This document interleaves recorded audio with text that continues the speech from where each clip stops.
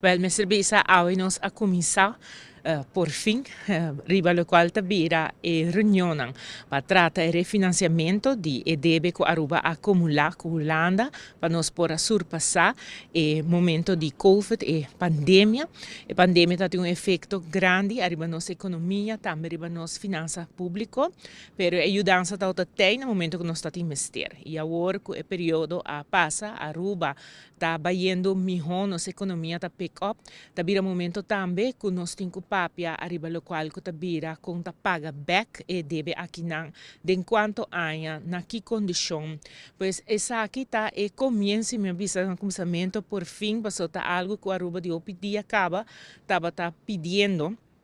para nós por papel de budget, para motivo tá que nós está presta também ao mercado internacional e nós inversionistas não que atende de nós com tá para o não que deve aqui acumular com Holanda que prometa se que não que tá cada 2 anos, dus nós a série cada outubro,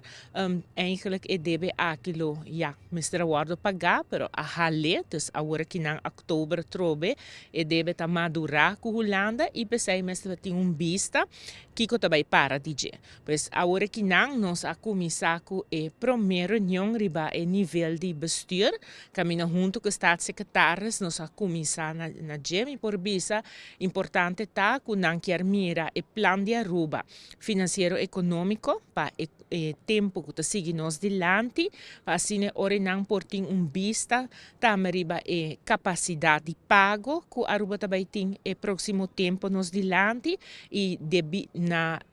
sei não lo vai tá mas tá fator na importante para não por indicar por exemplo na que interesse Aruba também haia e ora não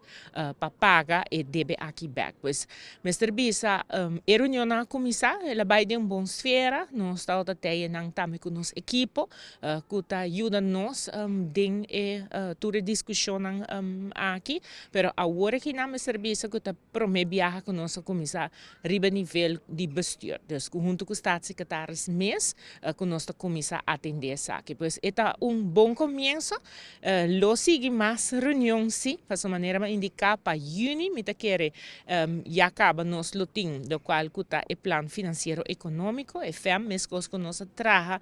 na começo de 2018, acaba nós traga FEM para Aruba, para agora que não debina a situação que cambia, e parte que também relação nova aqui com Holanda, agora que não nós temos que trazer também caminho que nós está